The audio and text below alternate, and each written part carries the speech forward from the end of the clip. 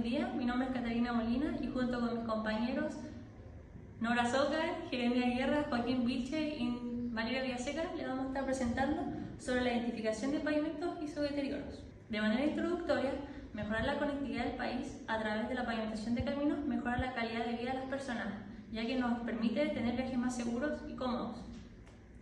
La construcción de un pavimento conlleva mucho más que solo la construcción. Requiere estudio de prefactibilidad para saber si se puede construir en el terreno o no, realizar estudios geotécnicos para conocer el tipo de suelo, también estudiar las solicitaciones de tránsito, es decir, qué tipo de vehículos van a circular, si van a ser vehículos livianos o pesados, y también cuánto flujo va a pasar, si va a ser un tráfico alto, liviano, entre esas cosas. Y por último, diseñar, es decir, elegir con qué material se va a pavimentar, si va a ser de hormigón o asfalto, y también describir cuántas capas se va a poner y también sus espesores. Como temas a tratar en la presentación está la identificación de capas de un pavimento asfáltico ubicado en la calle Manuel Antonio Mata en Cerro Placeres. Luego se identifican los deterioros ubicados en la calle 6 Oriente Viña del Mar y por último se determina su índice de condición. Encontrar una calle de asfalto en la que se pudiera distinguir sus capas no fue tarea fácil, sin embargo encontramos 3 calles. Finalmente nos decidimos por esta, ubicada en la calle Manuel Antonio Mata, ubicada entre la calle Manuel Montt y Amalia Paz. El segmento en cuestión tiene una longitud de 3,65 metros en la que se pudieron distinguir 3 capas, 2 de ellas visibles. La primera es la capa de rodadura asfáltica, la cual cuenta con un espesor de 3 centímetros, seguida por una capa en la que no se puede distinguir bien, pero se supone que es de hormigón o algún otro tipo de material cementante. Por razones de seguridad no pudimos excavar y ver más a detalle de qué era la capa. Y por último estaba la subrasante natural compactada, que era un tipo de suelo limoso arenoso. Como conclusión de este tramo, concluimos que era un tratamiento superficial, debido a que era solo un tramo de la calle completa, 3,65 metros de toda la calle y además de la composición son solo 3 capas, por lo que suponemos que era una simple reparación de la vía. Cabe mencionar que la ubicación de esta calle es medianamente transitada, es una de las calles principales dentro del Cerro Placeres, por ella circula todo tipo de vehículos livianos y locomoción pública en especial. Por este tramo pasa la línea 501 y 604. Las otras calles que vimos fue la ubicada en la Avenida España, esta se ubica cerca de la Shell, en la que pudimos distinguir 3 capas.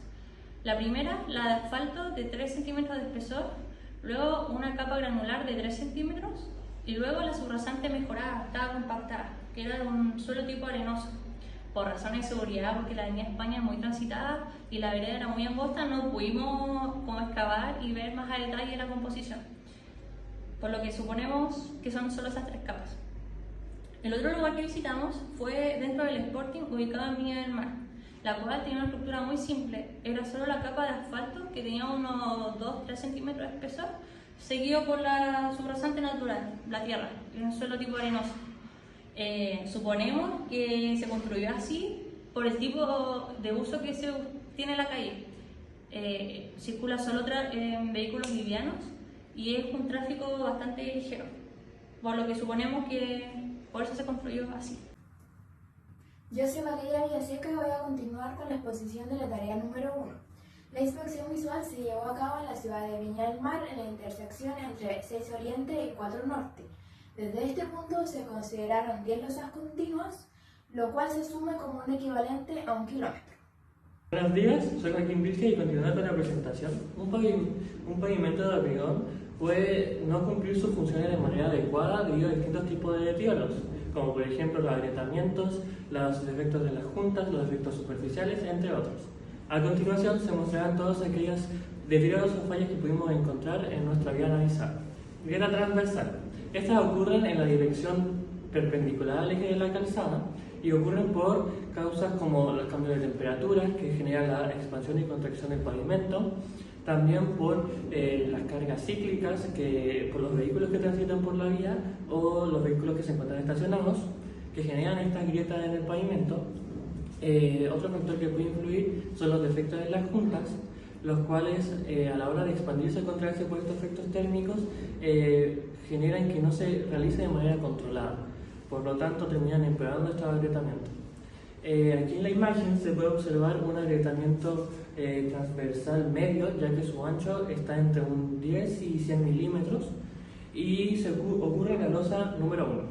Grieta longitudinal. Esta ocurre en la dirección paralela al eje de la calzada, y estas ocurren principalmente por tensiones longitudinales causadas por cargas cíclicas del tránsito, y estas que con el tiempo van superando la resistencia del hormigón y generando estas grietas, lo cual coincide con lo que pudimos observar en la vía analizada, ya que en esta se observaron cómo las grietas se concentraban en las zonas donde pasaban las ruedas de los vehículos, que es donde las mayores tensiones se generarían, los mayores esfuerzos se generarían sobre la losa de hormigón, y terminarían generando estas grietas. En la imagen podemos observar una grieta longitudinal media que ocurre aproximadamente en la zona por donde pasarían las ruedas de los vehículos. Esta ocurre en la losa número 2. Escalonamiento. Corresponde a un desnivel o una diferencia de altura que ocurre entre los bordes de las losas. Su causa puede ser por una inadecuada mantención de las juntas que permiten la entrada de materiales incompresibles como las piedras, o por el agua, que terminan generando roturas en la superficie o erosión del suelo bajo el pavimento, los cuales terminan provocando el escalonamiento. Aquí en la imagen observamos un escalonamiento con un desnivel de 16 milímetros que ocurre en la losa número 3. La grieta esquina se extiende conectando la junta longitudinal con la transversal, o uniendo la berma con la losa o la grieta con la junta en una dirección oblicua. Una de las posibles causas es la repetición de cargas pesadas combinado con el drenaje, lo cual genera un debilitamiento del soporte de la fundación. La saltadura es el desprendimiento aislado de fragmentos en las juntas o en las grietas. Esto generalmente se causa por excesivas tensiones en las juntas, debilidad del hormigón en las proximidades de las juntas y la acumulación de agua a niveles de las juntas. Bache abierto es la desintegración y pérdida localizada del material. Generalmente tiene una forma circular con un diámetro variable. Alguna de las causas es que el tránsito circule por sectores de mayor debilidad del pavimento, lo que ocurre es su desintegración y luego la remoción del material de la capa superficial. Otras causas es que las fundaciones y las capas inferiores son inestables. También puede ocurrir que el espesor del pavimento sea insuficiente, o también pueden haber defectos constructivos. Aquí tenemos una vista general de las losas inspeccionadas con sus respectivos deterioros. En primer lugar tenemos las losas 1 y 2, las cuales principalmente presentan agrietamientos longitudinales y transversales, los cuales nos generan grandes problemas para los vehículos que transitan por la vía.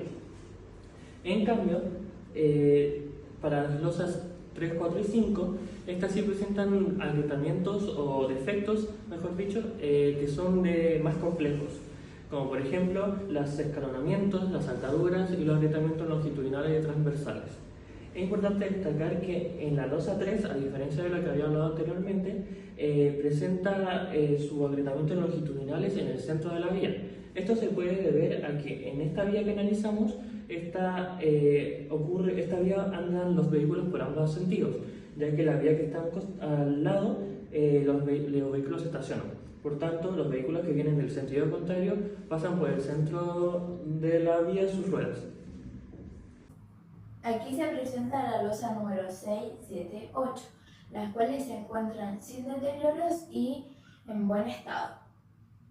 Continuamos con la losa número 9, la cual solamente presenta una grieta esquina, mientras que la losa número 10 presenta una grieta transversal, una saltadura y además un bache abierto.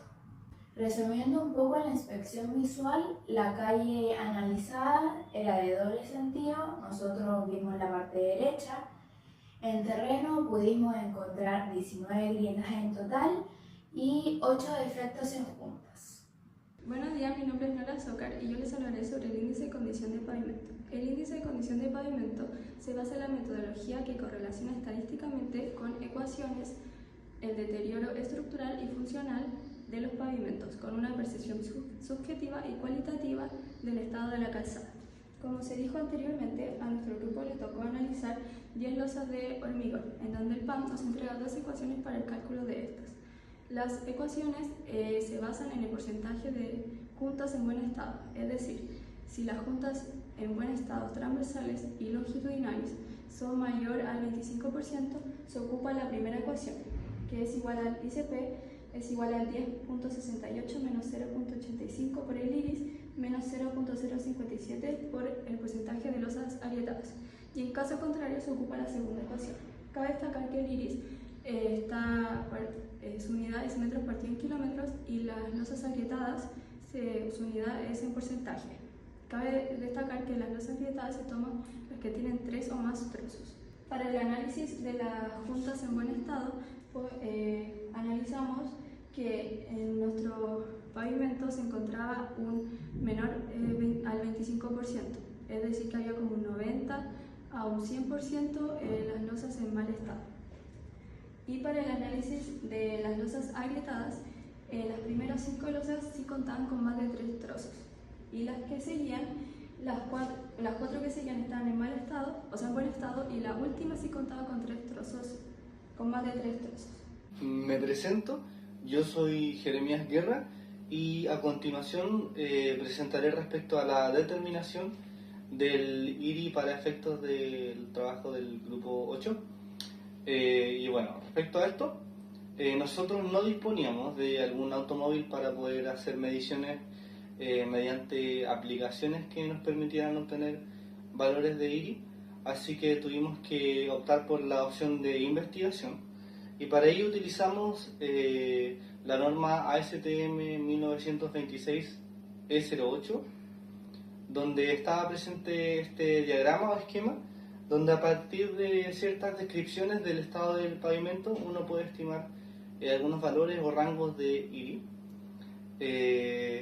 Y bueno, nosotros estimamos que la descripción que se ajustaba de mejor medida era la que estaba entre el valor de 2 y 4, ya que estas describían que había una presencia moderada de fallas, que a velocidades de 100 km por hora se podían percibir estas fallas, pero de forma moderada, y que también los baches eran perceptibles, pero que eran muy ocasionales, lo cual consideramos que se ajustaba bastante bien a la realidad de nuestra calle, así que finalmente determinamos que el valor del IRI sería un valor medio entre 2 y 4, o sea, el valor de 3 metros partido en kilómetros.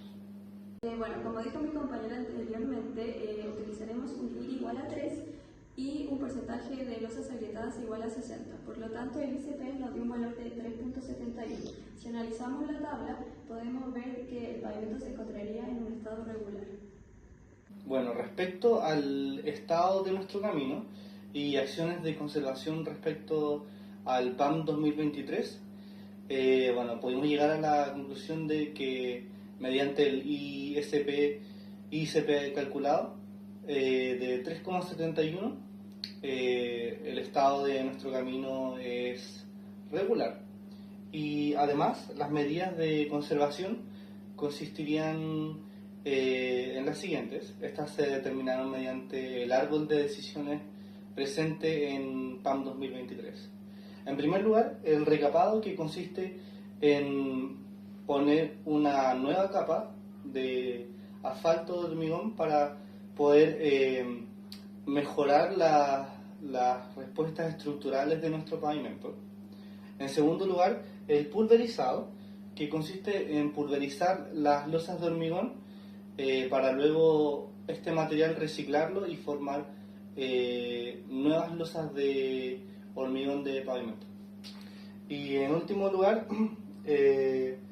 también podría tomarse la medida de una reconstrucción, o sea, de extraer las losas que estén más dañadas y con ello también extraer los agregados pétreos, puede ser la totalidad o parte de esto, y posterior a ello generar nuevas capas, nuevas losas de hormigón, o sea, sería como reemplazar las antiguas por unas nuevas. Bueno, a modo de conclusión y resumen, respecto a la primera parte de nuestro trabajo, la parte del asfalto, si bien encontramos distintas calles donde podíamos ver las capas del asfalto, decidimos quedarnos con la calle que tenía el asfalto más fresco, donde estaban más claras las capas y se pudieron tomar mejores mediciones, y a partir de ellas finalmente concluimos que en nuestra calle de asfalto esta consistía de un tratamiento superficial de asfalto. Respecto a la segunda parte, la parte de la calle de hormigón y la detección de fallas en esta calle, logramos concluir que un 60% de las losas están dañadas, y las fallas principales que se encuentran presentes en estas son fallas del tipo transversal, longitudinal, escalonamiento, baches y finalmente fallas de esquina. Y algunas causas de estas fallas puede ser la repetición de cargas pesadas, la deficiencia en el drenaje y la deficiencia en el diseño y construcción de las juntas, dado que solo 3 losas se encontraban en buen estado y las otras 7 contenían diferentes deterioros. Finalmente, como ya se mencionó anteriormente, el porcentaje de losas habilitadas fue igual a 60, ocupamos un IR igual a 3, lo que nos indicó un ICP igual a 3.71, el cual nos entregaba un estado regular del pavimento. Algunas de las medidas que se pueden tomar serían un recapado, pulverizado o la reconstrucción de este. Muchas gracias por su atención.